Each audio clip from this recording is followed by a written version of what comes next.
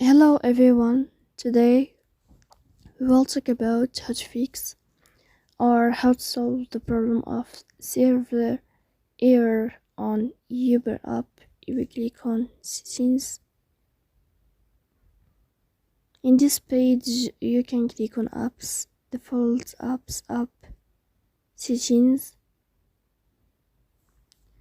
On above you can search about Uber app and you can click here. Then you can click on first stop and you can click OK. After that you will enter to the window of storage. Here you can click clear cache.